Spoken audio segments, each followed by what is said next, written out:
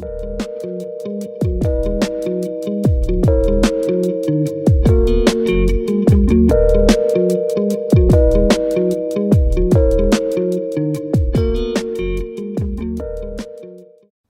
Denimheads. This is David from the future. Just wanted to welcome you to the 17th Hangout with the Sons of Selvedge podcast. This is a podcast where a group of friends get together to talk about denim, menswear, and related interests. We aim for this to be a fun and inclusive podcast where you feel like you're hanging out with longtime friends, but be warned there's a bit of banter, cutting up, and explicit language. So in this episode, we've got a special guest episode.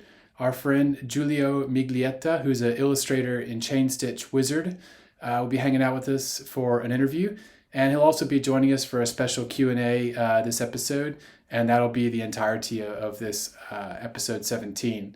Next up, we've got a special guest with us this week, a good friend of ours from the London denim scene, Giulio Miglietta, and please let me know if I pronounce that correctly. Amazing, David, amazing. Cool. Outstanding. So for those who may not have discovered him yet, make sure you check out his website. It's GiulioMiglietta.com, or on Instagram, he's G_MIGLIETTA. And so I guess just a quick intro for Giulio, and then we'll jump right into the conversation. So he's a friend of ours in London, obviously, as you'll find out, of Italian heritage. And he's, I guess, a mad wizard or a guru of vintage chain stitching. And so makes beautiful pieces that he sews on his vintage machines for jackets, for shirts, you name it, just these beautiful, beautiful, gorgeous pieces that are all handcrafted, and comes from a background of illustration as well. So you can see his really cool and interesting art style come through in his garments. But I guess, maybe Giulio, over to you for maybe a quick introduction of yourself. Sorry, you were breaking up. You were asking me for an introduction, right? Yeah, sorry. Perfect. Yeah, sorry. So yes, I'm an illustrator by trade. So I started with graphic design, and then with all the design concepts and then got into illustration. And I come from a line of thinking of simplicity is best, and by simplicity doesn't mean that you have to do the least amount of effort, but it's just about really diving in constraints and understanding what you're working with and your medium, and try to simplify things as much as possible. And I'll guide you through the process, because we spoke about punk as well. The simplicity, it's about communication, I guess. There's a striking aspect to simplicity, so you can explain things quicker, and there's also an ability of maybe as focus on engaging with someone's brain. So you let them do the work. You don't have to explain everything when you do an illustration, or when you. So that's basically my background. So simplicity in complexity as well as communications are my main core, and that's how I kind of kept the focus going since punk onto illustration. The illustration background comes from I used to do lots of character design, so like illustrated characters, and it was mostly about explaining difficult subjects or explaining new services and stuff like that, so being in animation form and stuff like that. I used to work for the agency that does the design work with Monocle magazine, and within the same building they have a design agency, and they used to do loads of airline, work for airlines and car companies, and really, really exciting projects. But they have a really interesting line of thinking, and that's how that it really got me into this inspiration of what I do as well. There was an aspect of approaching the client rather than letting the client approach you, and say, hey, I love your stuff. I think that we could do something together, and we could do this thing, and we could just. And so basically it was a lot about approaching new ways of doing stuff with airlines, or new way of doing things with Toyota. And I've done loads of stuff with Porter Airlines in Canada, lots of railway systems, so quite high profile stuff.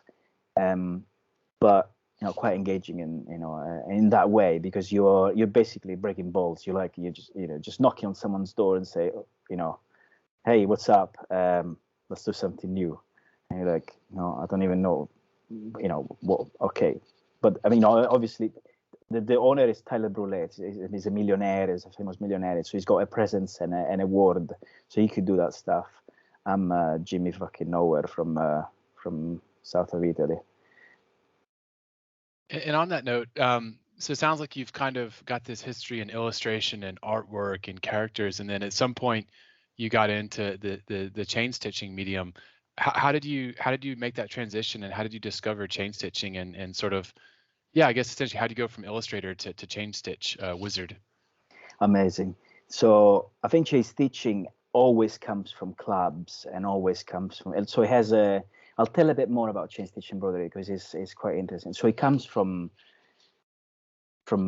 it's like an ancient craft, basically. It's like an ancient craft. They used to do it in India, in China, but the machines to do this started in the late 1800s, so 1860, and they used to do things like haute couture, basically. So hats and millinery stuff and really beautiful dresses and really really high fashion, really difficult work.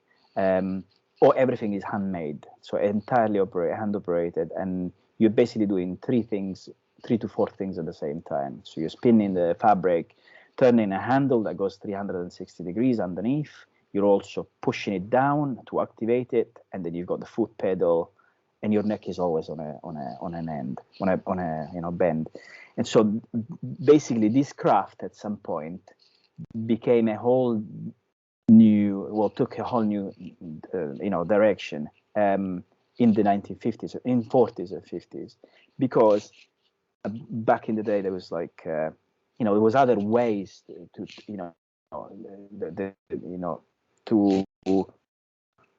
at some point basically embroidery kind of replaced the silk screen. Silk screen didn't last that long, and imagine if you've got a club, the consistency is always different. If you wash it more, the other one washes less. So embroidery kind of became like a medium to say to keep the quality lasting longer. So I'm basically going back and forth in history, but essentially in the 1940s and 50s, loads of clubs like baseball clubs and bowling clubs and motorcycle clubs adopted this method. Specifically from the Hells Angels in the 1950s, this became the style of embroidery, as well as the use of this kind of shape of patches, and the orientation and the placement of those patches became a massive iconic thing. And you'd see in history, from the Hells Angels to New York New York gangs that would have the emblems at the back of the jackets and stuff like that. So there was always an element for me of belonging, so being with someone and just doing stuff together and just feeling like you belonging to somewhere. And then the cool aspect that comes out of it, of the actions of these people, or cool, by all means, cool is cool when you're a kid, but if you look at these gangs used to stab each other and stuff like that, so it's not that cool. But still, there's a really cohesive and consistent message that you send out, and that cohesiveness, that simplicity, it's scary, it's fucking mind-blowing, it's overwhelming, it's powerful.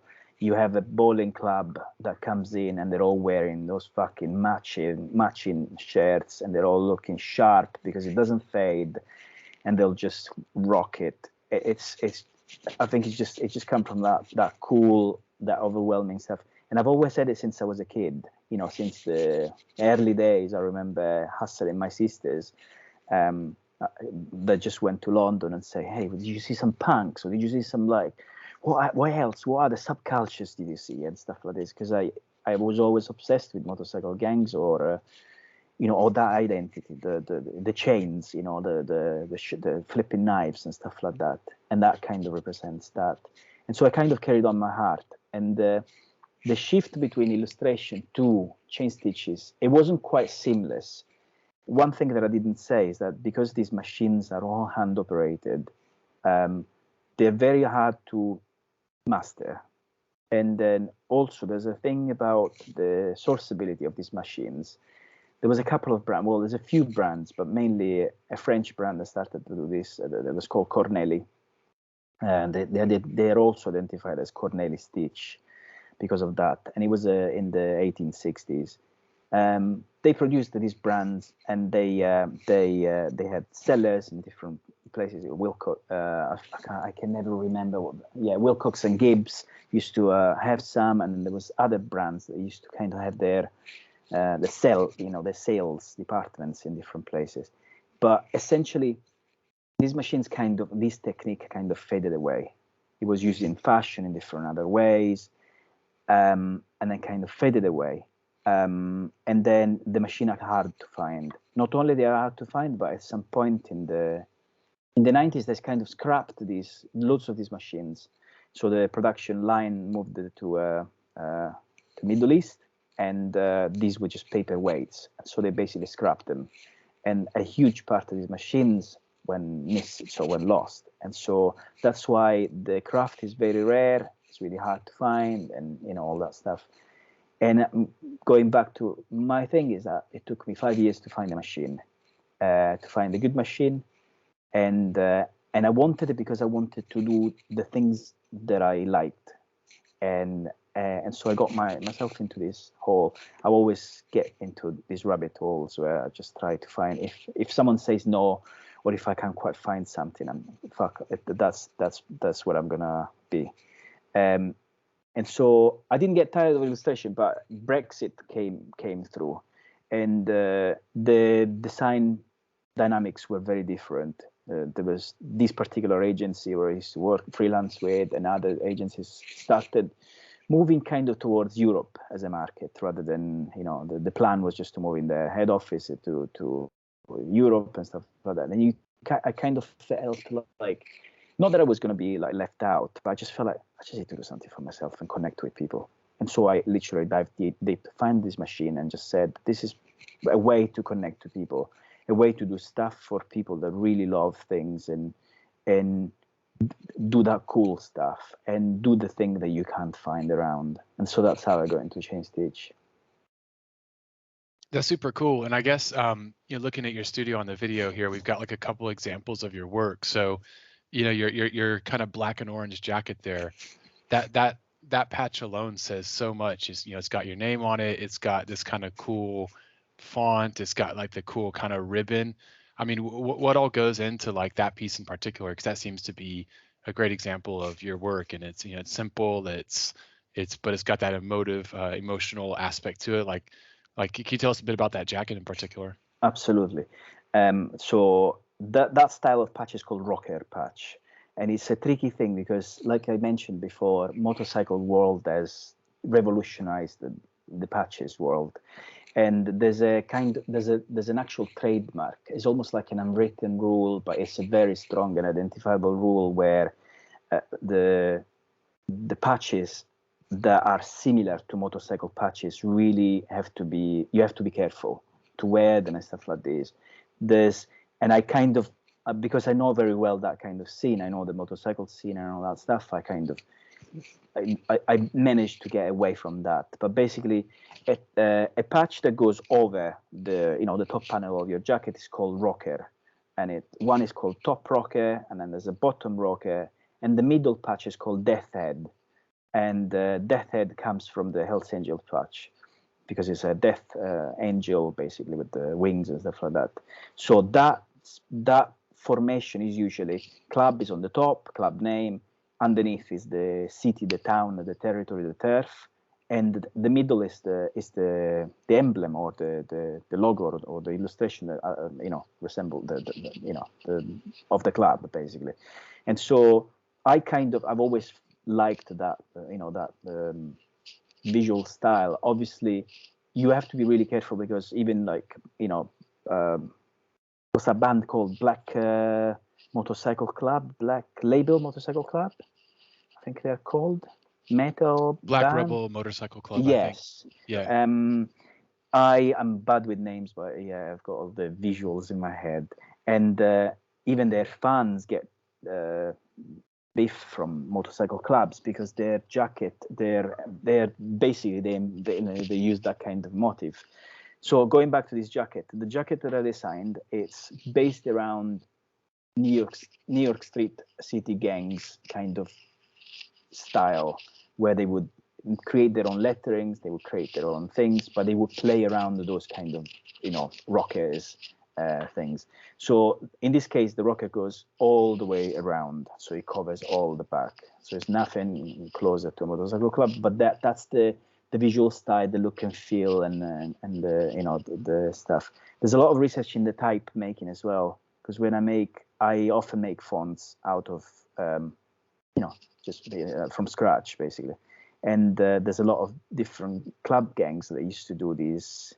It's basically like, it's often young kids, like 13-year-old kids with a Sharpie and a fucking like napkin, and they would just draw shit on the napkin and stuff like that, and they would say, hey, my brother has just done this thing, you like it? Oh, fucking cool. And then they just start with that, and they just come out with a gang like that, and then it would go a bit heavier. But that's how I envisioned that kind of path. So I redraw letters that are a bit more gothic, but also a bit rap, a bit, that kind of 80s rap, early rap, and, that graffiti kind of look, but also a bit bloody, a bit metal and stuff like that.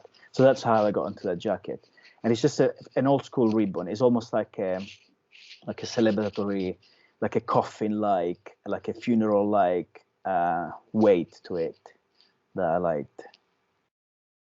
Yeah, it's interesting. Maybe it's just a kind of extrapolation from your design thinking, but it feels almost kind of like some sort of, I know you're Italian, so some kind of almost like old school, like Italianness to that. I don't know. I think of like ancient Roman scrolls or something like that. It's got that kind of cool, interesting look to it. So I think that's really cool. But whether you intended that or not. Definitely, I think ribbons have always been a visual device used by, since the early ages. I think the Romans, and I don't know if the ancient Greeks used to use ribbons, but yeah, just when you do like writings and stuff like that, it was often that thing. And also some Renaissance paintings would have like some kind of signature or some kind of sign or some kind of thing like that. Yeah, there's an element of, that correlates to that for sure. Yeah, the whole romanticism around kind of biker gangs and stuff is really interesting too. Like I think with the Sons of Selvedge, we were trying to kind of be a bit inspired by this kind of biker gang sort of aesthetic a bit, and like the Sons of Anarchy TV show. And I know there's a board game podcast I really like called The Secret Cabal, and their same thing is this kind of like kind of biker gang influence. But at the same time, I remember 2008, 2009, I was hanging out with some friends in San Francisco in the Mission District where I used to live, and a bunch of cops show up and a bunch of city blocks got like cordoned off, and we're wondering what had happened, assuming it was like a gang fight, and lo and behold, it was actually like a biker gang shootout. And this is like 2008, 2009. It's like, what? Wow. Biker gangs shoot each other, and they have this kind of thing. And like, I just couldn't believe that still was actually a real. I guess it didn't seem like it was like a real tough lifestyle anymore. It seemed like it was kind of something from the movies. But I guess, yeah, you have to be careful, I guess, still with what kind of emblems you wear and things like that, which I hadn't realized how real that was, I guess. Yeah, shit can hit the fan pretty quick, depending on the context. So the rule is always, like, I've grown up in that kind of environment because I am obsessed with choppers, and I collect loads of chopper magazines from the early 60s. The early 64 until the late 70s. That's my style. I've got tons of magazines, like hundreds and hundreds, like entire collections of old school magazines. And then, so I kind of know how, and I know some of these people. There's a kind of rule where if you wear these jackets on a motorcycle, you're on a higher risk, basically. So if you do stuff like that on a motorcycle, because you identify with that world, if you're wearing this on a fashion shoot or like whatever, you're still an asshole, depending on what you did with the treatment. There's all kind of, and there's also it's also down to colors as well. The colors that you use. There's an exploration of the type of colors. It's almost like a football club, imagine it like that. So the Hells Angels have identified have always identified the white and red, for example, and so no clubs would have white and red. You can have a swapped color, like an inverted color, so you can have the writing it's in white and the background is red, which is the other way around. But you still have to kind of always. The Hells Angels, I talk about the Hells Angels, but hopefully I won't talk about them anymore. But it's about control. It's about it's the most famous clubs, and it's also the first outlaw club. And so they have some kind of control and say to what you're wearing and what you shouldn't do. And imagine is like, you don't want to do something that looks like someone else, basically. They also have a trademark as well, so you don't mess around with that stuff. You can't use their image and things like that. But there's things that if you do this trade, it's very important to know these rules because it's context. I think what I do always focuses on context. It's important to imagine like context and then you tell me if I'm talking too much, but I think it's quite valuable just to talk about it. If you talk about, for example, visual language, visual languages is basically a language that you talk to people. Imagine like walking into, before we were talking about cool. Imagine if I'm walking into a room with 10-year-olds and talk about things that are cool just for me, and I'm 40-year-old. They'll say, "Fuck off! This is nonsense. What are you talking about?" Well, they wouldn't listen. Because you have to have the right language to talk to those people. And so for me, is always my visual style changes, my visual devices changes, and because they're guided by the context. As important, very important to talk the talk and walk the walk. So you have to know, if you're approaching something, you have to know who the people that wear this kind of stuff, what they do, and things like that. And you've got to respect it, understand it, and also not just listen to someone, but also look in history. I do a bit of research, historical research, because the stuff that I do is vintage. I don't want to botch stuff onto someone that they're just going to look, quite, like a sore thumb. You have to kind of, that's what I do. People often see, I see a nice type treatment. Behind that type treatment, there is a research in historical context, simplicity, how the lines work.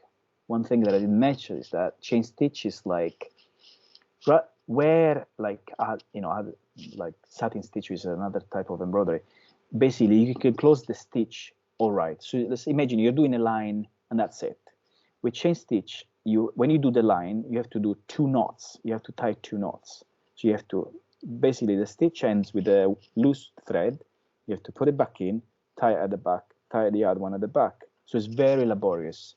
And so an exploration of economy of line is important. Well, at least this is my exploration. So you want to really embrace and just take full charge of the limitations that you got and how long it takes, and make the line work at your favor and with the charm, make them like nice and beautiful and stuff like that. But also you don't want to waste so much time and make things over complex and stuff like that. So, and then it's kind of why I do the thing that I do, and I don't do other people's artwork. I do the design and embroidery only together. Limitations. Sorry, David. I was just going to say limitations are quite interesting thing. It kind of feeds back into what we were talking about earlier with music, like with early hip hop. Sampling. You have 3 or 4 seconds that you can use, and then that's it. So it kind of forces you to create in a certain kind of manner, which is kind of what you're talking about with Chainstitch. Totally. Quite interesting. Lex, do you find the limitations in your field useful? Oh no, completely. When you're designing, because you're limited by what the machines can do, so you have to incorporate what is available to you into the design. and I actually think kind of limitations almost promote creativity sometimes. And it's something we kind of try and teach to our students, that look, you've got these constraints of what you can do and what machinery you have, or what fabric you have, or what you can afford even quite often.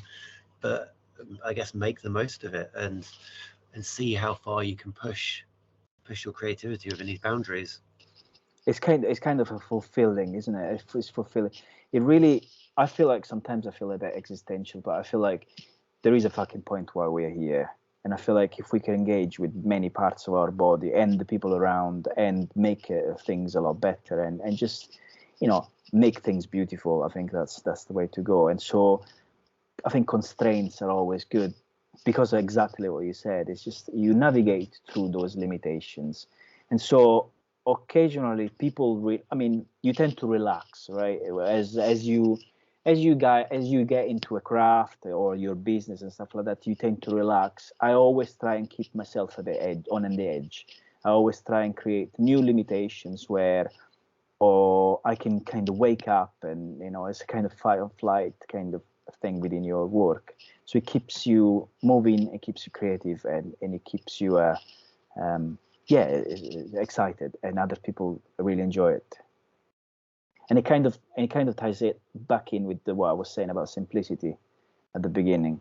That's how you get into simplicity. I think there's nothing crazier and better than really just handing someone like one Sharpie and then just say, I'm going to give you more limitation and say, you draw without raising the pen off the paper, or close your eyes and draw. You just really navigate through, and it makes, there's a source of empowerment, and there's also, I think there's something about the modern world that is beautiful, especially the post-pandemic world, where people really embraced crafts and really embraced new ways of doing stuff. And, you know, sewing machines ran out of, stores run out of sewing machines, and they're all sold out. And you get people doing processes and things like that. But yeah, it's interesting. The mentality, it's something that it's really tricky. I think there's something about outcome-driven things that are really difficult. So that's a difficult process, because all you're doing is just trying to think about the end, and the end is the end. You've done it.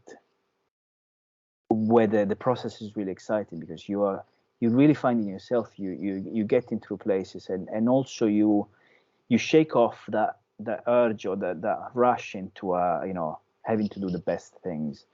And I often really stop and look at other people doing stuff. And for example, one time I was doing this calligraphy course, just a one-day workshop. I was like, this is really exciting. I'm just gonna. So by the end, someone said, I wonder if there is a way to get these really, really right. And I thought, surely that's practice. Just practice. Don't be outcome driven. Just practice. Having said that, if you've got to put food on your table and you are, and you've got a family, just fucking rush. And if you need some hand, I'll give you a hand. But, there's certain things that are just, you got to take your time and get good at it. And then eventually you can sell, and then eventually you can be someone within your industry, and then eventually mastering and doing new stuff, stuff like that, I think. Yeah, and one thing that really stood out in my mind when I was looking at your online shop last night, and you've got that sort of single stitch skull and crossbones. And I thought that was really cool because, number one, it's like a really interesting rendition of a skull and crossbone, where like the bones look very anatomical and the skull looks anatomical, so it feels real. But it's also a single stitch, so it's like, you continuously do the whole piece with a non-ending line. Which is interesting from this notion of kind of constraints, and sort of giving yourself a limitation. But something about kind of like, wow, this looks cool. Oh, now I also understand that it's done with one continuous line. And that almost like makes it even more interesting and kind of have more of an impact than just it would have on its own if it was like a separate, crossbones and separate skull and separate pieces. The kind of like the notion of it being just sort of one cohesive gesture, and the kind of outcome that you get at the end of it. I thought that was really cool. And I might have to commission you to make me one. Thanks, dude. There's something satisfying, and I think it's exactly engaging with the brain. It's one of the design fundamentals, foundations. It's called gestalt theory, that has different aspects, but basically being able to join dots, being able to see in a continuity in things excites people, and that's why it's exactly what I do. I don't just draw stuff with that medium. I kind of try and engage people, try and say, you can have that with your name or with the motto or whatever you want. So there's a kind of engage. It's obviously not like a full video game experience where it's a total interaction, but it's still satisfying, and someone just gets it and they give it to someone that they love and stuff like that. It's exactly what I meant. Yes, just going and I'm really embracing one single line and doing things like that. And I guess related to that a bit, you kind of alluded here about, working with people and sort of kind of getting what realizing what they want, or et cetera. Maybe if you could speak a bit about both your live events and then also maybe a bit about your kind of bespoke commissions. Sure.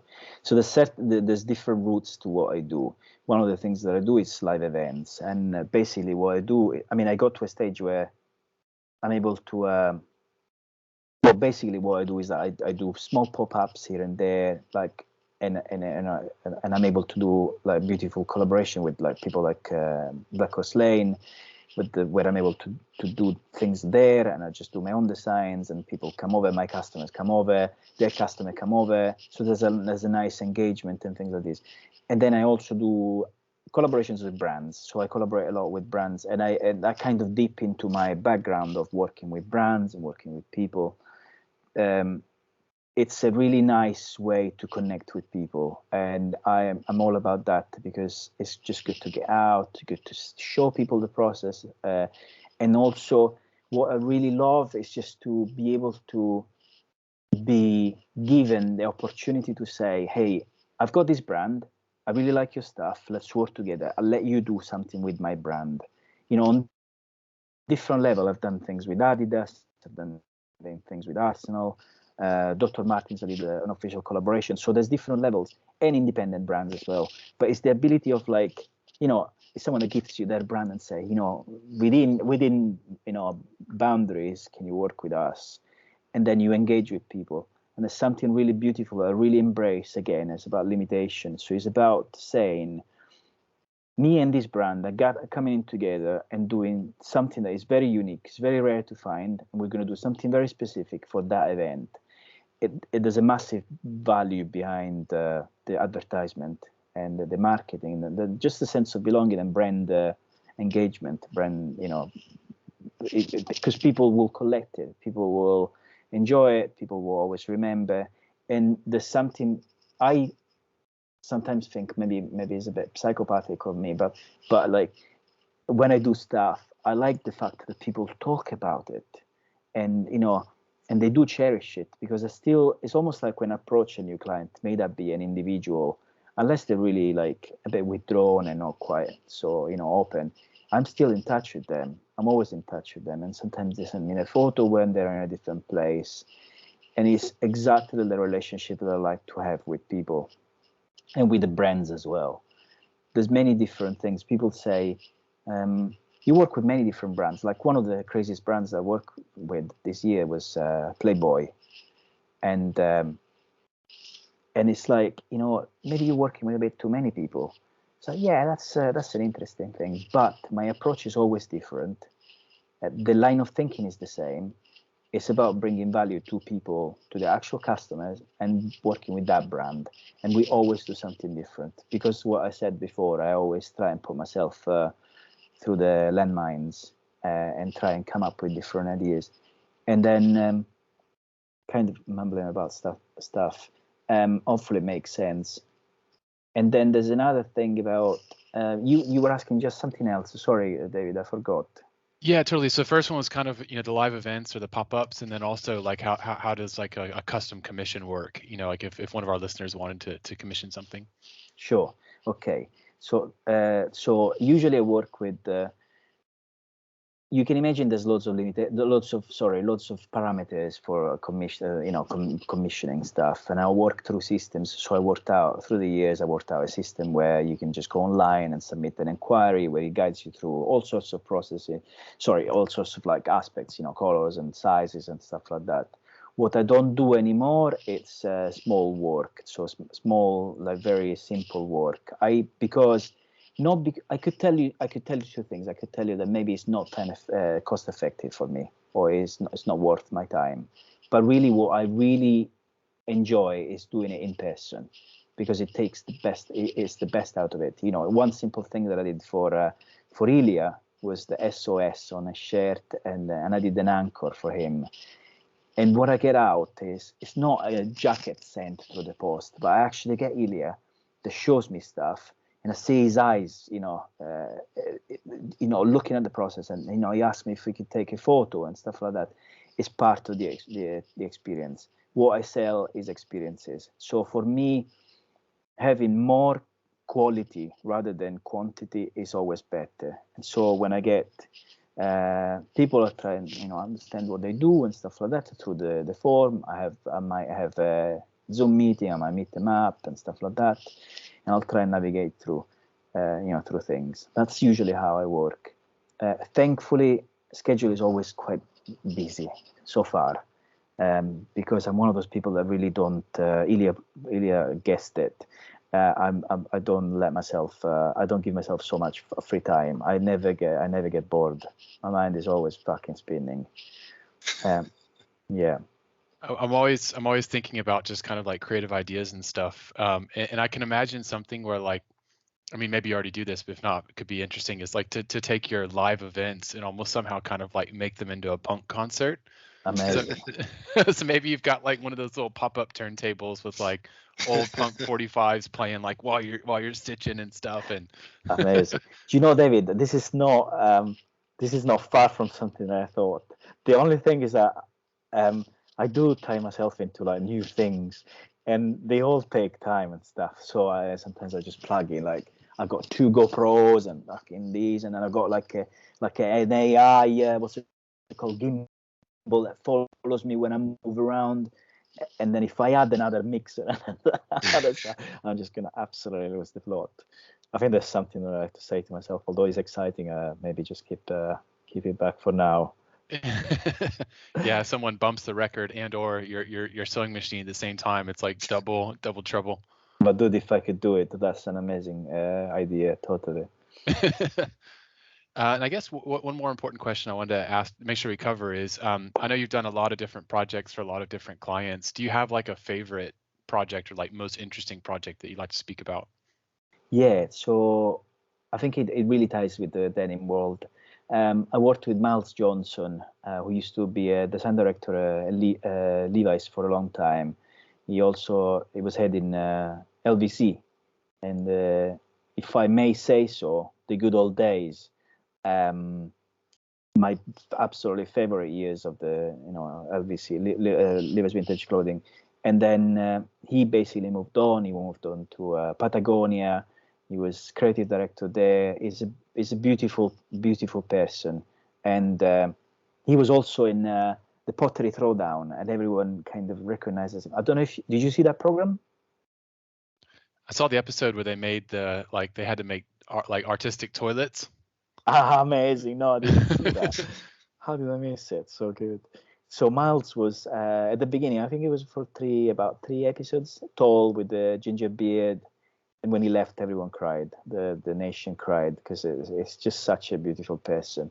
And so I worked. He was basically given the possibility to do a capsule collection with ISCO. So ISCO is one of the biggest denim producers, basically. And they designed these type of fabrics, well, these new, more sustainable, denim. And essentially what he was doing is he was trying to tie all those elements that would be sustainable. So, being able to remove buttons, being able to remove the labels, recycle the labels and stuff like that. Just really like thinking about the whole process. And he approached me, said, I really like your style, and I'd like to do something illustrative that ties into that kind of recycling, reusing, sustainable aspect, and really thinking through, tying it with your visual style, and also with some of the history of, like, the environmental kind of fights back in the day, the 1960s, 1970s, more than anything, and more modern, and Greta Thunberg and everything. So I worked on a capsule collection. So I designed 6 different styles of embroidery, and I made 4 pieces for each. And basically, there's a jacket, there's a men's jacket, there's a men's shirt, there's a Western shirt, and all lots of stuff. And I made these as a capsule collection. So it kind of promotes. It's a very strange concept, but basically, I work a lot of conceptual stuff. So they're advertising their fabrics, but they went along the way to say, let's do a collection. So we show people how to use these things, and we use the most forward kind of routes. So we add hand embroidery and stuff like this. And so they use these fabrics, these jackets, to show in their collections, basically. One in Tokyo, one in New York, one in London, and one, I can't remember, Turkey, I think. Yeah, that was really, really exciting, really nice. It's still one of my favorites projects, because I was able to do the things that I wanted, and they said, we trust you. And then we always checked on the process and making sure we fit all the things. But I think ownership is a great thing, because when you work with someone and you enable them to say, I'm going to Lex, I know what Lex is up to, and I know how good it is. Lex, you take it from here. I'll give you my ideas, and then you just take it from here, and then we'll just touch base. I think there's nothing better and nothing more exciting, and nothing more longer term, but not long term value than doing that. Yeah, and it's interesting. I think I saw on your Instagram the other day that you've helped someone propose by some embroidery you've done. Is that right? Yeah. This guy Tom, really, really sweet. He said, "Hey, I've been with my wife for a long time, and we've got 3 kids, but I just never got around proposing. I know it's embarrassing and stuff, but I'd like to do something with you." And so he brought in this jacket. It's really, really nice. The guy's super sweet. And I just worked out a device where there's a Mrs. Gander, I think is her name. I just did it here on the panel, just really simple. But what I did is that I used a different technique to basically extend the thread. It's not a common technique, so it kind of it's quite inventive, if I may so. And then it kind of the thread goes inside the pocket through the buttonhole, and the ring is tied in there. So she wore the jacket, and then she dug deep and she saw the ring. Oh, and man, that's so cool. That's so cool. They'll remember that for the rest of their lives, and that story will always be with them. That's super cool. Dude, David. And then he sent me a photo with hair and hair wearing the jacket, all in tears, and then the ring coming out, and he said, "Thank you, Giulio." And it's just those things that just really move you away from. I respect everything. I respect everyone's work, but it's not like sitting on a desk and working on a computer. It's got a different type of level of experience. That's so rad. I'm one of those people that used to cry on birthdays when the candle blowing time was coming, and people used to sing "Happy Birthday." Oh, fucking hell again. So I've got a bit of that, and it's good to just embrace it, Yeah. That's awesome. That's so cool. I love the kind of the positivity and sort of, amazing things that come out of your work. So that's super cool. Thank you. I guess one last thing I just want to quickly mention was I've seen the big patch you did for Black Horse Lane that was put onto the back. I think it's like the Type 3 jacket, if I remember correctly. Correct. And when I first saw it on Instagram, it almost looked like surreal in the sense of like a photoshopped on piece of artwork, or like a painted on piece of artwork in the back of the jacket. And I saw it in person at the shop in Cold Drops Yard, and it just pops. It just jumps out of the jacket.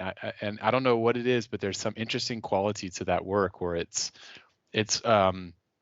so vibrant or so rich that it looks surreal. It almost looks like it's kind of popping out of the back of the jacket. I think it's super, super cool to see that in person. And if folks go by the Black Horse Lane shop, make sure you look at that jacket in the window, because it's like it just kind of jumps out at you. It's like, wow, this is like larger than life. yet it's it's a handmade piece of work. Yeah, we've had people asking whether they can buy it, and we're just like, nope, sorry, this is ours for life, and this is something that we're proud to have and display. So yeah, That's amazing. We're really happy to have you as part of our kind of history and part of the DNA there. Thanks, dude. Thank you, David, and thank you, Ilya. Yeah, it's really sweet. It's really, yeah. There's something about that project I'd like to talk, and I think going back to the technique, what I do is that I really navigate through what I've got in front, and so there's certain things like the color of the threads that I use, the quality of the threads that I use, and then there's tension, so thread tension, and it's like any other sewing machine. You can set it up, you can set that thread tension and stuff like that. I really navigate through thread tensions all the time. People even, like in Chainstitch, people even put a stopper, so it's like a little ring with a screw. It will make sense because it's basically, imagine it's like a needle. There's loads of different thread tension, but people put a stop there so they always remember where that thread tension is. No, I just go always different. I always try and embrace that because you create puffiness, you create texture, you also envision how the garment will be washed and treated.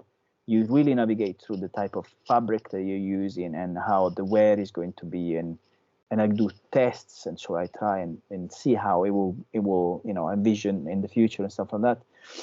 And with that patch specifically, I try to replicate that kind of effect, which I think is a kind of it's basically getting the best out of the medium that you got and creating this kind of really high texture.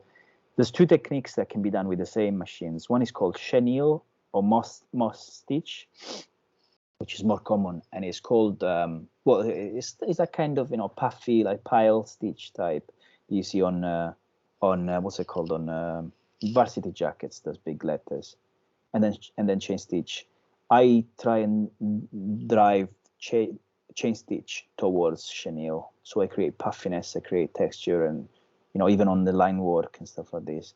But then there's all sorts of techniques basically, and and Black Horse Lane was great, but also the fact that the Black Horse Lane didn't have any images related to any illustration related to the brand. It was always tricky because you, like I said before, when you work with people, you want to know about them more because you don't want to guess, but you still want to give them something that is original. You don't want to impose them something.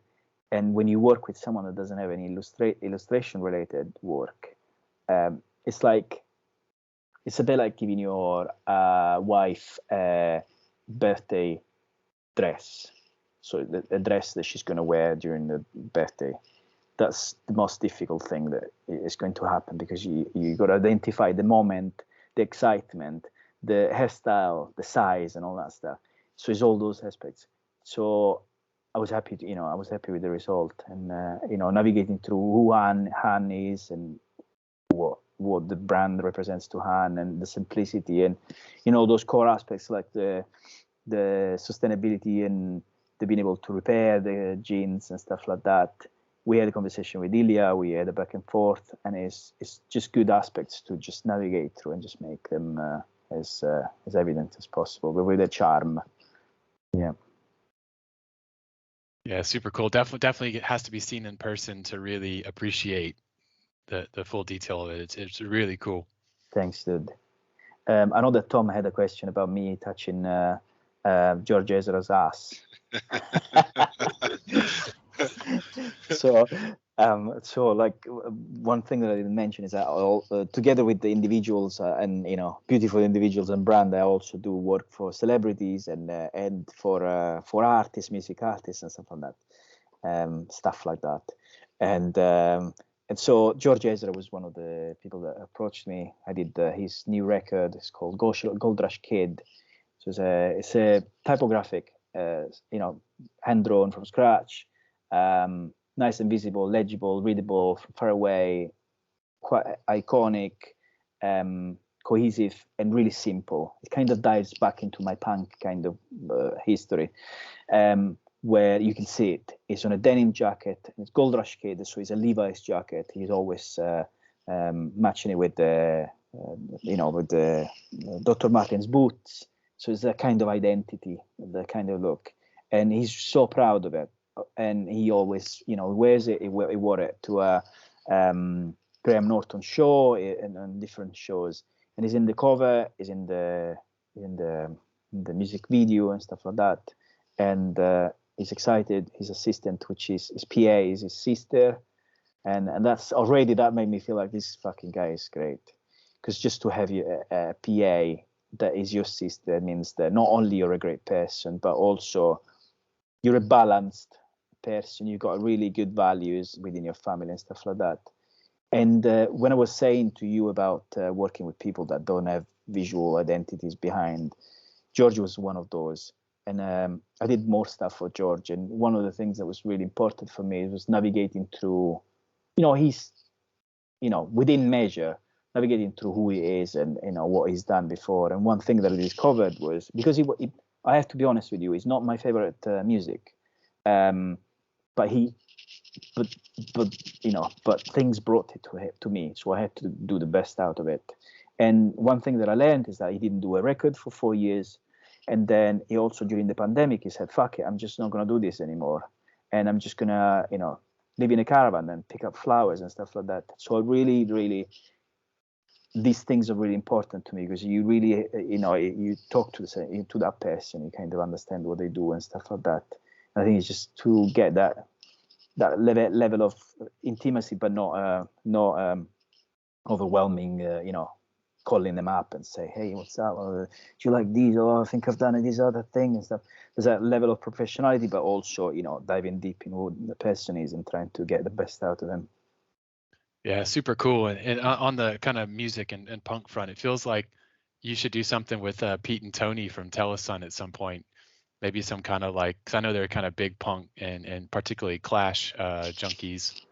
When I visited them one time, they always have punk records playing in their old school, kind of early days stuff. It feels like you guys should do something together at some point. So good. Why not? Absolutely. Yeah, punk has got loads of fun stuff. One thing that I wanted to talk to you about punk is that, especially because it's denim related. Have you ever? So one thing. Punk is so various. It comes from the beginning of Sex Pistols, and then it gets into the Clash, which was great and is really forward, but it was also very mainstream. And then another route of punk started in England towards Epping Forest. It was called there was a collective called Crass, which I don't know if you know them. CRASS. It was also a band. And they would have this performance, they would play this really angry punk, quite shouting, but also quite marchy and quite fast paced and mid tempos here and there. And it was really iconic because they used to do everything within their premises. They would do the screen printing, they would do the record label, they would have the record label, they would self-promote things, produce records for other people.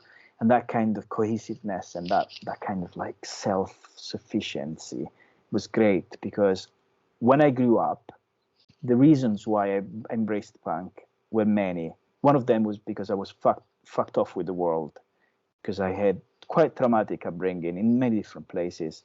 And that kind of raw connection with your sentiments sometimes makes you feel like the shouting and the being angry and then telling the world fuck off is the right answer. Growing up, hopefully you find a better vocabulary to dive deep into what your feelings are and kind of make a better connection, which is what I try and do now. But that's a kind of rawness that I really embraced since I was a kid, and in the punk days. And then it got heavier and heavier as a music style within quite a few years, between 77 and 80s. And there was another genre called crust punk, which I don't know if you heard, because the crust punk has a really specific type of styling, the denim. Generally, crust punk is about wearing the same clothes over and over, but it's a dirty version of Selvedge jeans. So you're wearing that constantly. and just adding elements. If they cut, if they slice, you just add a really visible scar-like stitch. Forget sashiko.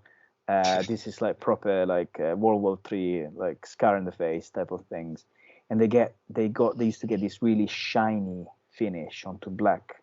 And imagine it's like loads of black jeans with black patches, and then on top of that you saw patches where, you know, silk screen patches, so screen printed patches with bands names or slogans and stuff like that. So you have these really overlapping things, and it's something that I really, really, really rarely see in the denim industry, and it's something so exciting and so really passionate, because people used to go through, you know, you guys talk about projects, and I was really excited to hear you talking about projects, because you embrace a type of jeans or a jacket, and you look at the fade, you go with it, right? That's exactly what they used to do, but in a dirty way, basically. And there's a take to that, because as you know, Japanese can be, in Japan, they can be very focused about things. And it's that beautiful thing of like hyper focusing on one specific thing and doing the best out of it. There's a Japanese take to crust trousers or crust outfits. That is incredible. It's incredible. It's just so sharp, and these like really dark colors and stuff like that. And that mixes with these really chaotic live bands that used to play, and then it's fucking mayhem. You don't know if you're hearing something, you're just about to having a stroke. You have no idea. People jump everywhere, and it's just so fun and overwhelming. Yeah, I thought so. Look it up. Crust punk trousers or denim. Yeah, I was just taking a quick Google. It looks like there's a lot of good info on the web about kind of the style and the history and all that stuff. It got me thinking a bit about Jean Tutu, the founder of APC. I saw an interview with him one time, and he said that his favorite way to like fade denim is what he called rocker fades, which is basically just like cigarette ash, you know, spilled beer, or like hair grease, everything from like a rock concert, just like squidge it on the front of your jeans, and and that's how he gets his fades.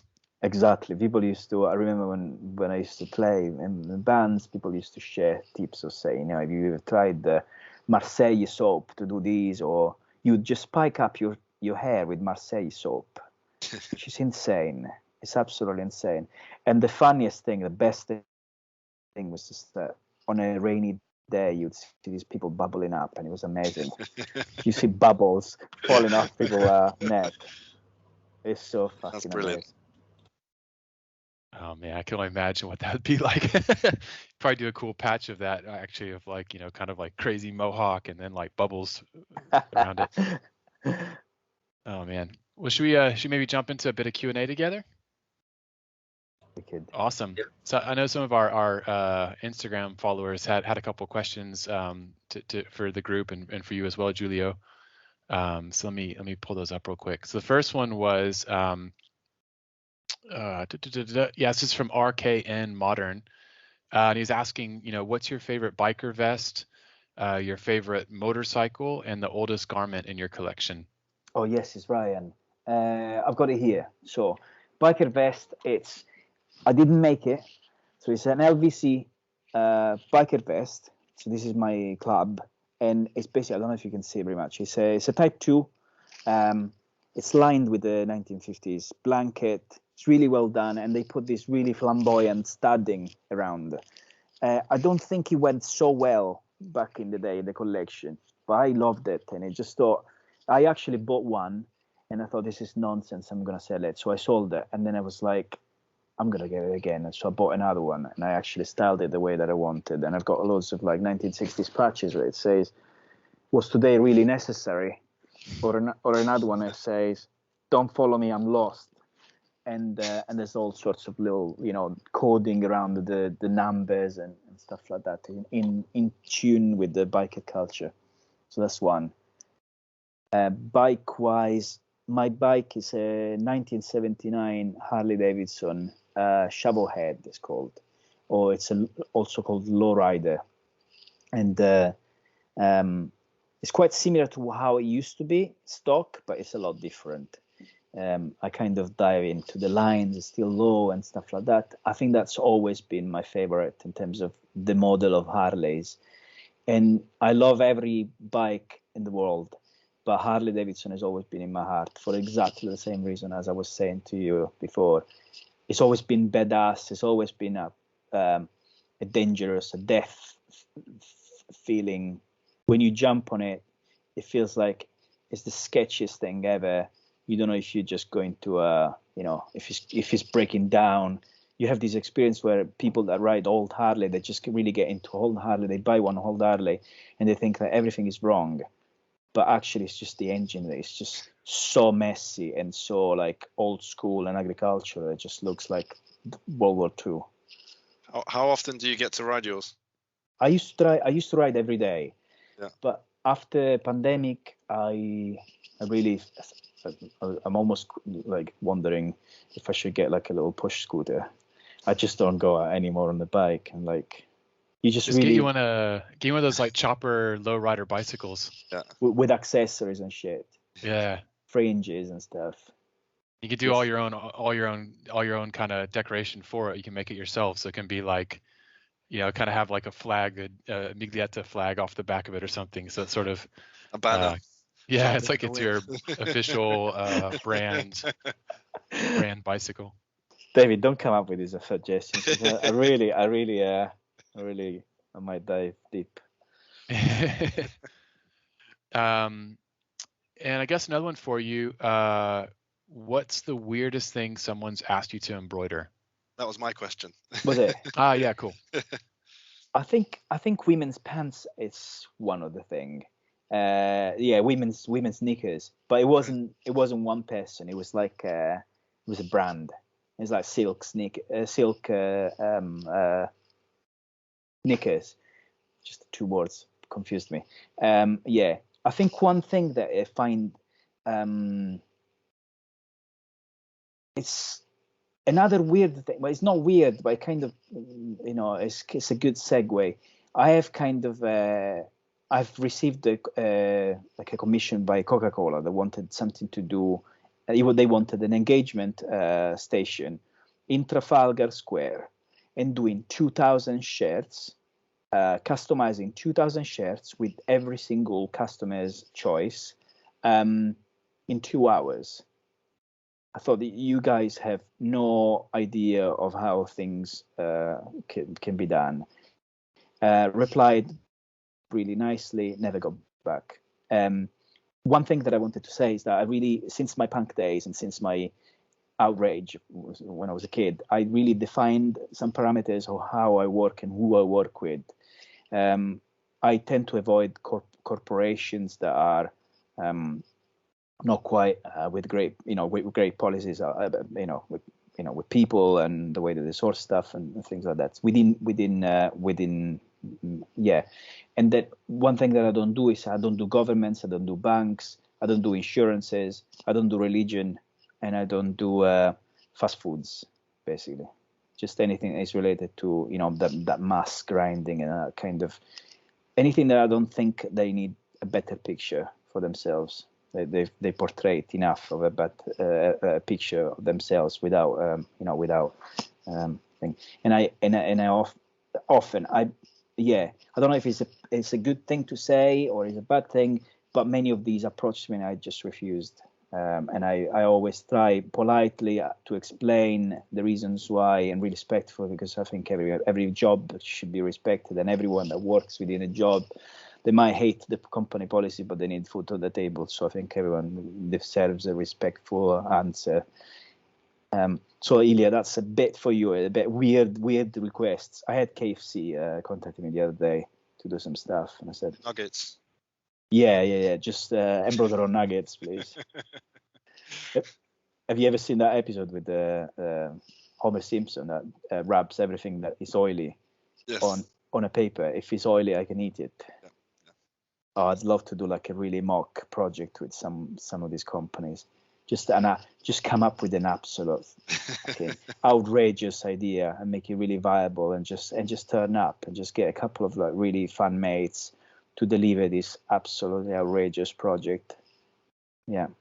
I may be giving you too many creative ideas, but I guess if you think of punk songs as being kind of like protest or like, speaking out against something they don't believe in, you could do like a series of illustrations or patches where each patch is like your commentary on a particular thing that you believe in, or it's sort of almost like they could be protest patches that you could do to give your opinions on different things that Amazing. Do you know what? One thing that I collect, it's badges that have meanings, that have messages that are quite similar. So I've got loads of patches that, for example, the ones that are just saying, "Don't follow me, I'm lost," or "Was today really necessary?" I've got one that says, "Please make them go away." Or so I really love I was saying patches, but it's badges. I really love badges. I really love context. I love when things are put out of context and they create a whole different narrative. Because if imagine you're turning up in, I don't know, a gala event or some kind, and you got like a really eccentric stuff and eccentric outfit, and just have the "please make them go away." It's like, are you nuts? Or like, it just ties. It's just, I think having I think there's a, if I can dive into these other things that I think is important for me, is that and I think with Lex probably we had a conversation before, because Lex does teaching in university. There's something about modern generations, or like Generation Z, millennials, that they're really lucky because they can dive deep. They can just pick and choose bits and pieces of style from the punk history, from the metal history. That you can have like a Slayer shirt and just have like a different type of haircut and totally not even hair to the band or stuff like this. There's something that comes with who we are, for example, our old generation, is that as soon as you see a Slayer shirt, you think that's a metalhead, that's someone. So you might approach them and talk about the band. Same for a Nirvana t-shirt and stuff like that. But that kind of connection with the context is kind of lost. And I think it's kind of a very difficult thing that is spreading a bit like a plague, the losing the context of, without going too deep in politics, you can see with what's happening in Ukraine, where the word of denazification is used. There's certain things that are really important because of the meaning that they took within history, what has been done in certain places.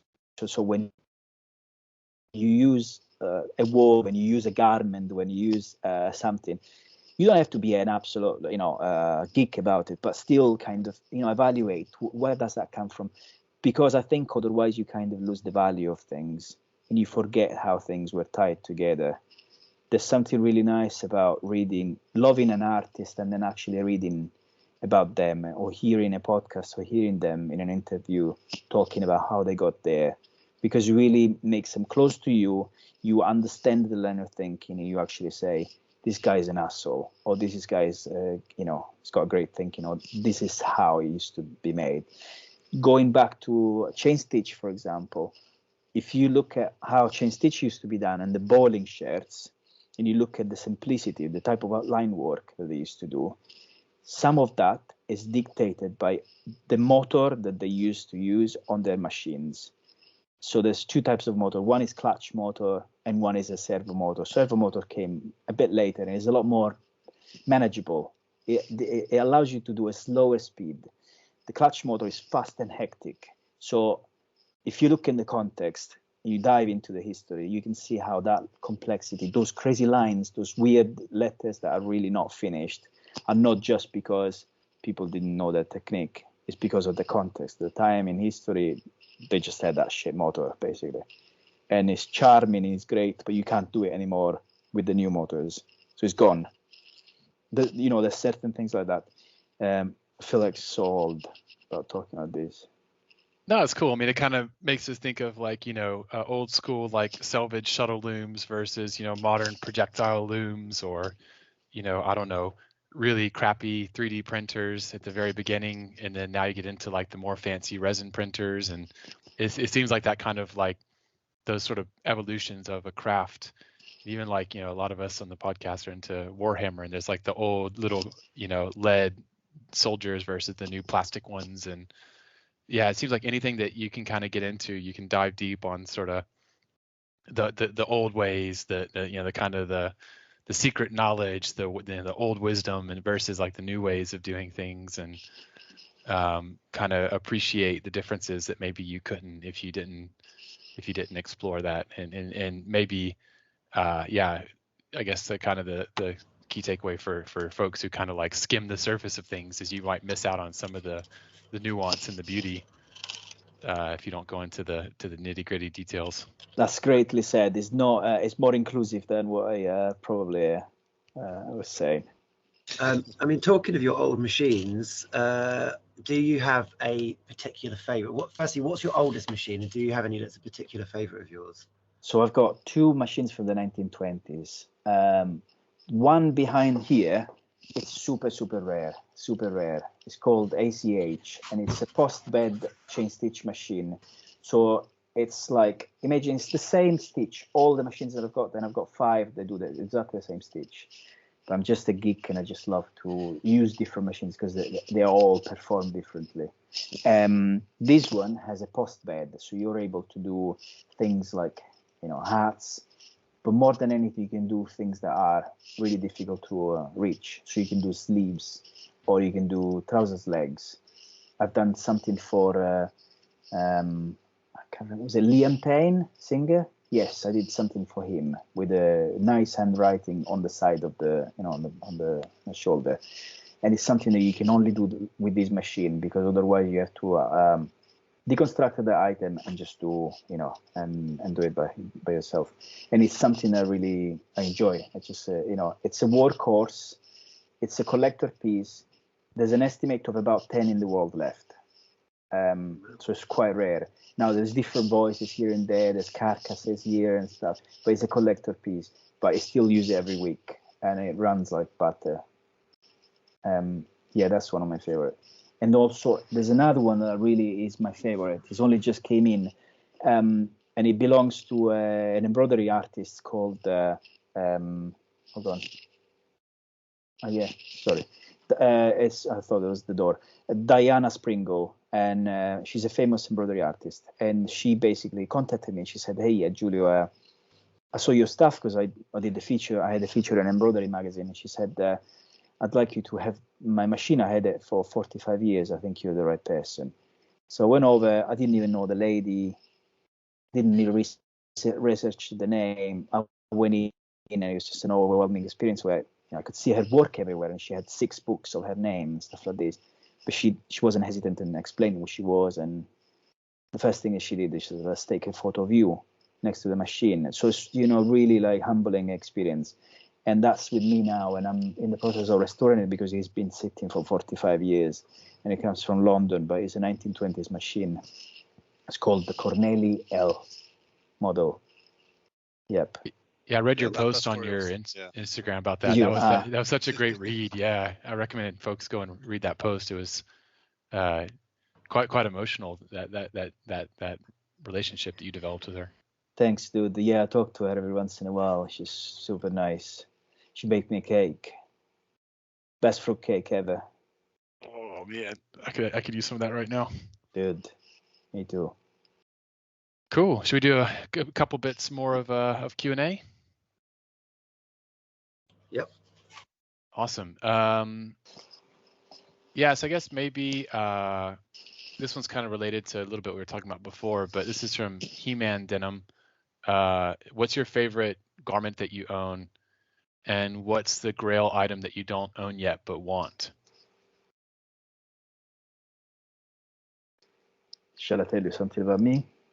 Yeah, kick it off for us. Go for it. Okay. I think my favorite is these triple pleated LVC jacket that I got about 10 years ago. It's a side patch, so it's a really rare model, and it's an 1886 model. So it's like a replica of an old patch, old jacket. I saw the Swiss Jeans Freak has one, and I thought, yeah, that's what I've got. And it's an early prototype, I think, the one I've got, and it's got these like really, it's like, I think they are aluminium buttons. They're really, really nice, and they've got the the thread going through them. It's just really light, nice and boxy and old fashioned. I think it's my favorite. Yeah. I wish you have a grail item that you haven't been able to get but want to get? No. I appreciate how people go on Grail or eBay and stuff like that. I absolutely love to just find stuff. I just go around the world and I try and do as many markets as possible and just find the things, because of two reasons. One, I have no idea what my sizes are, because I'm always gaining weight and losing weight, and I don't know if it fits me. I get really, flustered and shit. But and so I have to try stuff. I get a bit chaotic, and then because of the excitement of finding stuff, it's like, dude, I fucking scored this thing. But I really enjoy you guys talking about that stuff. Yeah, the hunt is a big part of the fun. Ilya, do you have a favorite in a grail? Current favorite. This changes all the time. I'm quite, depending on the mood and how I'm feeling, these things change. So right now, I kind of been going back to my Mr. Freedom Ranch blouse. And I guess the reason why it's sentimental for me is because it was kind of shifting my style journey, which kind of brought me more towards heritage styling. So that for me was quite a key piece from that point of view. I love the design of it. I love that it's not a full repro, that it's got Christoph's own DNA and signature into it, that he's combined through with a little bit of a Wrangler feel, a little bit of Levi's, and all these kind of garments, and he's mashed it up and he's made it kind of his own thing, which I think is quite hard in the denim world, because everyone is reproducing a type 1, type 2, type 3 jackets, and that's it. They don't try and develop other styles, or if they do, they never really take hold in people's minds. So for me, the ranch blouse is one of those jackets which has taken hold, and I think you can see that in our small community anyway. So that's probably my favorite piece, and that's the jacket that I kind of like, if I had to walk out of my house, that's the one that I would put on. And in terms of grails, I don't have anything that I'm hankering for. I've got to a point now where I'm kind of happy with what I've got, and I'm just trying to enjoy that. The last piece which I was really trying to get hold of was another Mr. Freedom piece, actually, which was a blue deck jacket which had blanket lining, which came out about 10 years ago. So it was hard to find, not being reissued anymore. And yeah, I managed to find it on Grailed for a very good price in the mint condition. So yeah, that was kind of my pieces. Super cool. And how about you, Lex? Well, favorite piece is probably my pure blue Japan Type 2 jacket that I'm wearing at the moment. I wear pretty much all the time. Just kind of super nice jacket, which I have had for about probably 3 or 4 years now, and I've managed to not wash it, so I'm getting some quite nice like high contrast fades. I know that sounds slightly skanky, but I always wear a long sleeve shirt underneath it, so it's never kind of touched skin as stuff. Never like a cross punk. Yeah, exactly. Cross punk, yeah. It doesn't smell still, so I'm all good. And Grail, I don't really have any Grail pieces. There's a few kind of vintage pieces that I'd like to buy. Like, I don't have any. I'd love to get a pair of original Biggie 501s, but I mean, they just sell for silly money these days, and I've not been fortunate enough to kind of find one cheap at a market, anything like that. So I guess that would probably be a Grail piece. Also, actually, maybe there's a few denim banners that I still want, but again, they just sell for silly money these days. So unfortunately, I'm going to probably have to stick with all the banners I've got. But David, how about you? Yes, I think kind of favorites. One would be my black Vibergs. I got the boots I did with Club Monaco a long time ago. That's 2030 last, black Chromexel, all black hardware, and back when they were still doing Goodyear welting. So those are probably my favorite boots. And then my favorite top, I still think the RGT supply jacket is the best fitting jacket I've owned. I've got two of them, but doesn't really matter which. They're just sort of so perfect in terms of the cut, the fit, the shape, and any other denim jacket I've bought has not fit as well, or been as kind of ergonomical. So that's kind of my other favorite. And then in terms of grails, I actually might have just successfully got my grail item on Friday. I've been hunting for ages for one of Apollo's denim chore coats they did with Huckberry years and years ago. I remember they went on sale at one point, and Ilya even emailed me. He's like, "Dude, the jacket's on sale," and I just couldn't buy it at that time. And I think I've just got one on eBay this week. I'm not 100% sure it's going to fit because they look like they maybe run a little small, but fingers crossed it'll be okay. Good luck with that. Yeah, it's a medium, so it should be all right. But I'm just kind of not 100% sure it's going to fit. But yeah, we'll see how that goes next time I go home and pick it up. Cool. I've got something to show you. Do you I was mentioning it just before. I've received some couple of items from Lee because I'm just doing some stuff. And there's a pair of overalls. I thought maybe Tom's was interested. But they're called B131. They're basically a re-edition of the old. I don't know if you can see very much. There's like a horsehide. I think it's horsehide patch, the Lee patch. And then that little big patch. There's tons of patches. It's not really my style, but essentially the high rise, the classic like baggy side, quite fun though. And is that hair on hide patch? Yes, hair on hide. So yes. Okay, cool. Yeah, you can hear, you can see the little hair. And then one of these, I'm really excited. So this is like a re-edition of the. What did they used to call it? Was it the 101? Well, I can't remember what they used. Rider. The Rider, yes, yeah. And it's got the famous Lee cowboy buttons. They're really fun, and it's got just the design is the same, and it feels really nice. Made with 43% linen, 14 Oz, white selvage line, woven in Japan, and made in Italy, I think. Yeah, I think I saw it before. Yeah, quite fun. These I'm very happy. Yeah, those will break in super nice with the linen cotton blend. Yeah, I'm doing some projects, and so it's just good to really see. And I'm just gonna get myself one. Do you know what are you doing to them? Oh, with this stuff, it's probably an embroidery on treatment with this stuff. Yeah. Cool. Not with the trousers. It's an ongoing thing, so I have to judge if we go quite extreme with an old fashioned type with embroidery on, or just the jacket on. Yeah, it's always quite tricky to work with these old fashioned models, especially when you get the pleats at the back and the seams are different. The one that is really difficult is the type 2. Because it's got a little bit, the seam just on the top and the bottom, and you get these puffiness around, and it's kind of tricky. But I do like how patches work on those jackets, because it kind of makes them firmer. You can kind of seal that area. Compared to the type 3, you've got a lot of space basically in there, but you just have to be smart how to play with them. Very cool. Should I grab another question, or do folks have any specific one they want to cover?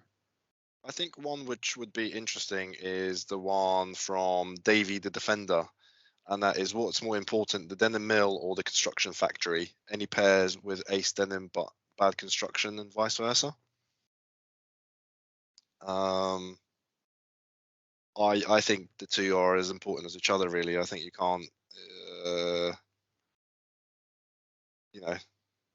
say you can skimp on the fabric and sew the jeans fantastically. I think it's like a chef and ingredients. chef, can make a good meal out of it, but at the same time, the ingredients are going to speak to your tastes. So I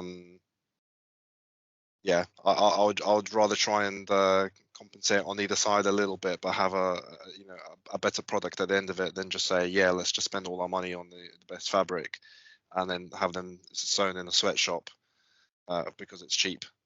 Yeah, I think really there's almost like a trifecta of, the mill matters, the factory that makes the garment matters, but also the design thinking that went into it. Like, I know certain brands, their construction details and their design details are just kind of next level and make for a more beautiful or more interesting garment. Whereas, like, you can get gorgeous denim from a great mill and gorgeous fabric from well-made garment, but it's still using kind of like it's like 100% repro, and there's no interesting thought into like how you make something better. Whereas sometimes when you open a garment and you see, I know I hark a lot on RGT, but when you look inside their garments and you see how they finish some of their details, and like, I know I'm wearing a Benzac jacket now, and a lot of their kind of construction details kind of are similar to that kind of RGT level makesmanship and design thinking.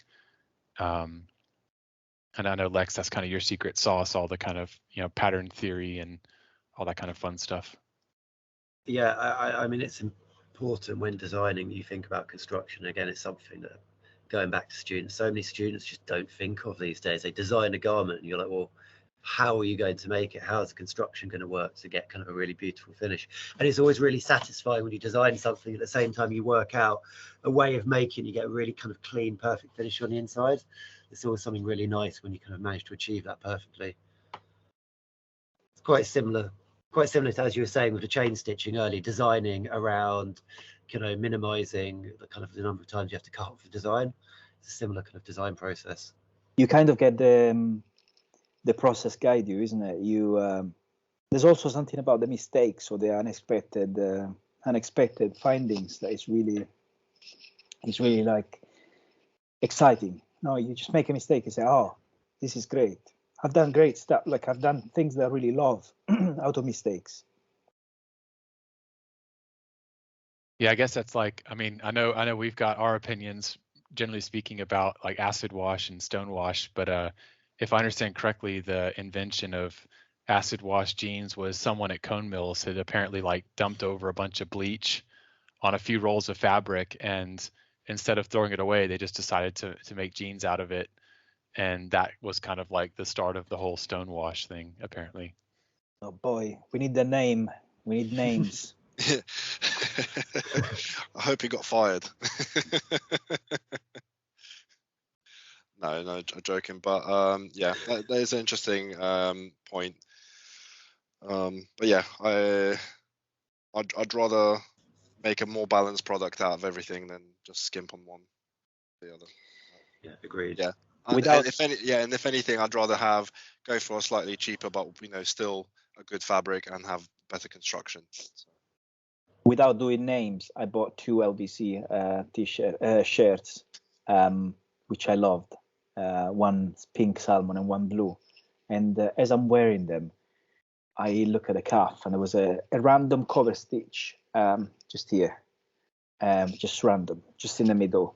And then as I'm using the shirt, within 3 hours, I lost 2 buttons, and the other one has lost another button as well. But the fabric is great, and the design it's fantastic. Why are buttons always falling off? That seems to be the hardest thing for most factories and sewing houses to get right. Lex, what do you think? I have no idea, to be honest. I mean, obviously there'll be a machine that sews them on, but I've had the same issue with LVC shirts and jackets, just randomly losing buttons. But yeah, I wouldn't know why that happens. I think with this particular, I think the thread is just it's really thin. It's really, really thin. It's just not balanced. Yeah, it's interesting too, because there's you can almost have like a great brand with a great fabric and a great factory and like something still come out wrong. Like I know there's a shirt I bought from a company I really liked, and the cuff was like straight up a whole size smaller on the left arm than the right arm. It's like a medium cuff on the right, a left cuff on the left, or a small cuff on the left. And like I was like, man, this shirt feels so weird. And talked to them, and because they were a cool brand, they basically swapped the shirt out for me, and realized it was defective. And I know, recently I bought some jeans from a brand, and they were advertised on their website as having a particular size chart, as being this when it's raw, this when it's washed.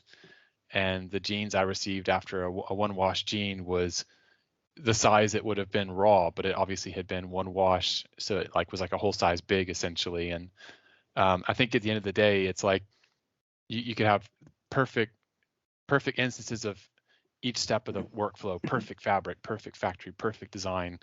But like if you don't have that great customer service at the very end of it to deal with your button that fell off, or to deal with your jeans that were a size big, or your shirt where one cuff was wrong, then it's kind of all irrelevant. So I guess at the end of the day, it's a shout out to the brands and shops that work with their clients and really try and kind of make things right, because I think that's almost more important than, well, not more important, but it's like all the other steps don't matter if you don't have that kind of great customer service to help when issues arise.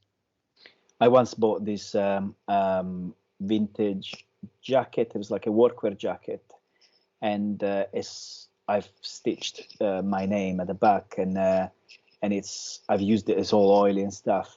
And eventually I realized that something was odd about the sleeves, and they basically used two right sleeves. And it's one of my favorite because it's just bonkers. What are the chances? They used two right sleeves and then still made it and sold it. Yes, it's amazing. I know, it's amazing. It's funny. So like sewing a garment and doing two right sleeves is a mistake that anyone who kind of makes garments does at some point. Really? It's just quite an easy thing to do if you're not paying attention, to accidentally cut two right sleeves or sew the sleeves in backwards, that kind of thing. But when you do it, you normally realize, you look at the sleeves, the sleeves are pointed the wrong way. Let's unpick them and re-sew them the right way. Not, sod it, that'll do. I love it because how many chances do you get to find a jacket with two right sleeves? So this is added value. Well, and it's got my name at the back, so it's definitely working. Maybe it was bespoke made for someone with like two right hands or something.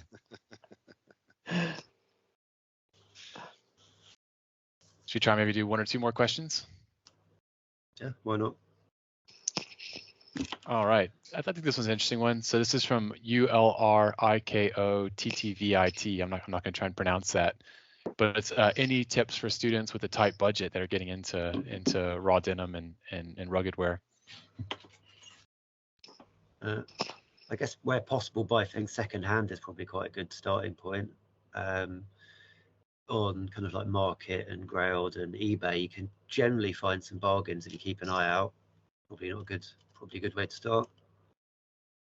Yeah, it definitely seems to be like a whole bucket of stuff that's like it's just been worn a couple times, it's sat in someone's closet, and they're having to clear out. So you get a great price, and you generally speaking get something that's still almost new, or close to it, for a way better deal than you would in a shop.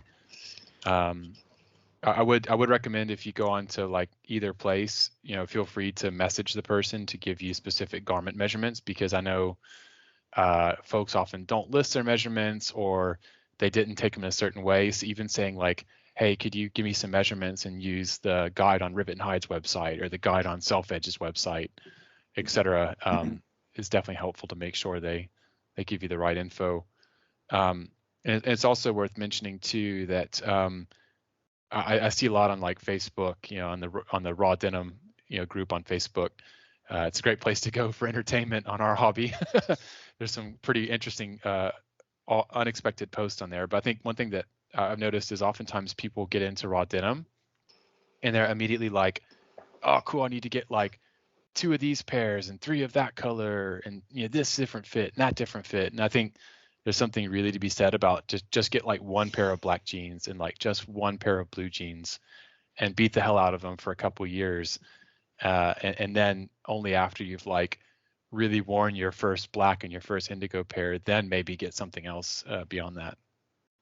And also learn, as you said, learn to mend. If it's quite easy to patch a pair of jeans, like you can do it by hand and do either sashiko or invisible darning by hand really cheaply, or if you know someone just with a regular domestic sewing machine, you can mend most holes on a domestic sewing machine. Obviously, like I've got a proper darning machine, but you can still do it on a flat bit on a normal machine. So learn to sew and learn to mend your clothes.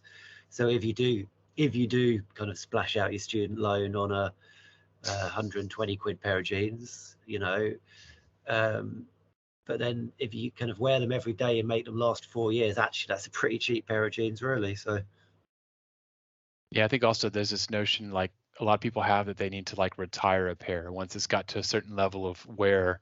It's like, oh, I got to retire these now, you know, and it's like, I think if it's a good pair that fits you, there's no need to ever retire it, you know, just turn it into a weekend jean or like a non-work jean if you got to, and just keep going. I think there's some level of like comfort where people begin to embrace, you know, the sashiko repairs and the patching and there's almost kind of like, yeah, it's like, I don't know, like a skill level, you know, you have to like level up and kind of embrace this idea of like, my jeans don't have to look perfect. I can have the holes, I can have the patches, I can have the, you know, sashiko repair, and they become interesting in a different way.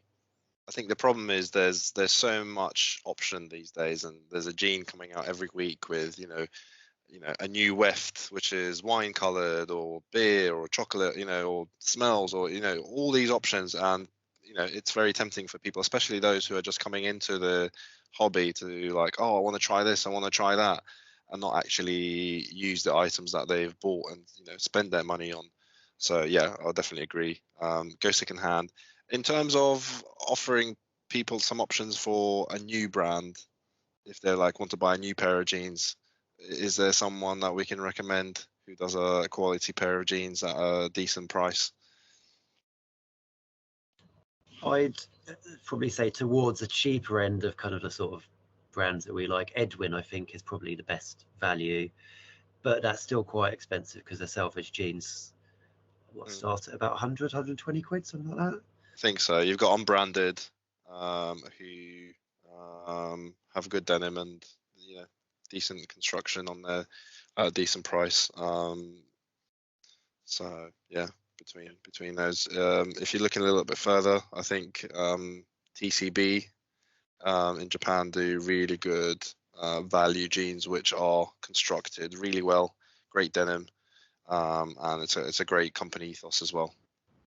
And one thing I'll add to that too is Telesun does their Telesun stock range, which is basically like non-selvage but still raw denim. It's like if you don't care too much about, you know, showing off your selvage, you know, you can get a pretty good savings by getting one of their still raw denim, just non-selvage denim. That's worth mentioning too.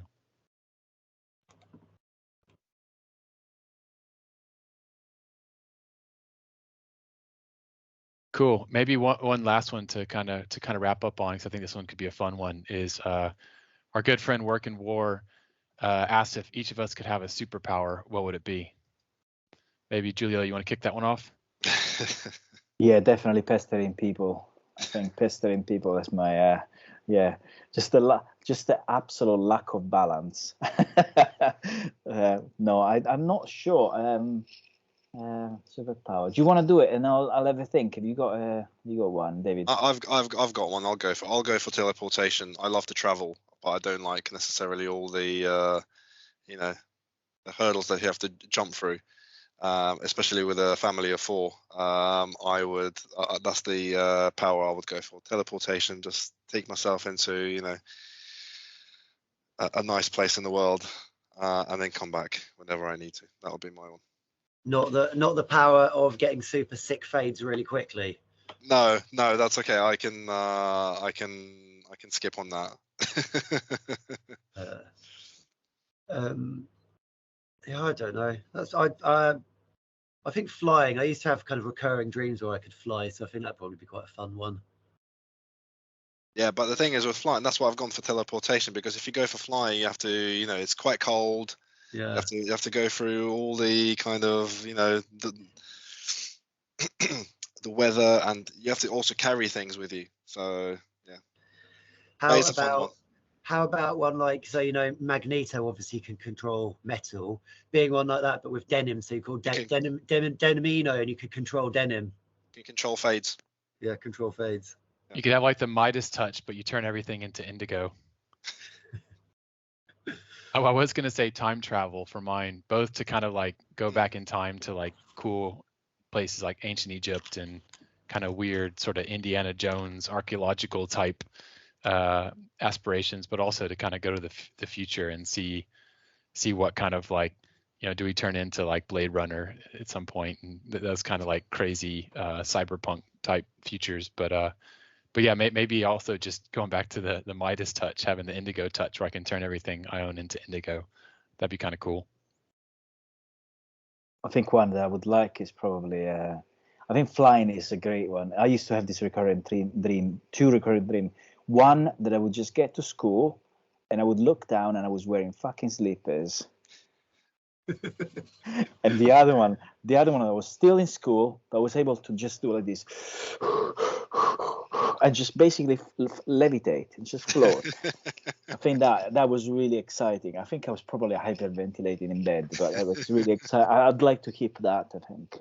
Not the sleepers. You could be like Baron Harkonnen from Dune or something. Amazing. Do you remember, what was that called? Is it called the $6 Million Man? So my wife, Claire, has an ability, really, really sharp hearing. So sometimes we're sitting on the restaurant and you could hear doing a bit like the face, and basically she's listening to conversations just like 3 tables away or something like that. She just tunes in. It's not that she's interested; she just tunes in. Yeah, and I call it that's a superpower. It's hilarious. Oh, that's super cool. But yeah, Giulio, super cool to have you on. This has been an awesome conversation, and I think it took us to a lot of interesting places and covered a lot of interesting topics, and it was really cool to kind of get to know you better and your craft. And definitely hope all our listeners get a chance to either see one of your pop-ups in person or spend some time on your website seeing your craft and your work. And hopefully getting to meet you in person as well. You're a super friendly dude and a lot of fun to hang out with. So I hope our listeners get a chance to meet you in person. Thanks so much, guys. Thank you for having me. Thank you for letting me mumble for quite some time. Hopefully it wasn't too tedious. No, it's awesome. It's great to have you on, and it's been a lot of fun and super entertaining. And look forward to grabbing a pint again in person at one of our next meetups. Yes, please. Absolutely. Cool. Which is happening on the 3rd next week. Wicked. Yeah. Yeah. So. Yeah, if folks want to hang out with us in London, by all means, reach out to one of the members of the podcast or join the Worn Out Global Instagram page. Follow us where we can try and keep you posted on our meetups as things return a bit back into normal. But yeah, Lex, great to see you again. Ilya, great to see you again. Giulio, thanks for having you on this show. Thanks, guys. And look forward to seeing you all again soon. Thank you so much. Thanks. Cool. Speak soon, thanks, guys. everybody. Bye. Okay. Bye-bye. Also, please rate and review us wherever you listen to your podcast. Follow us on Instagram at Sons of Selvedge Podcast. Message us on Instagram with any questions you'd like us to discuss in a future episode. And also reach out if you'd like to join our Discord. Thanks, everybody. See you next time.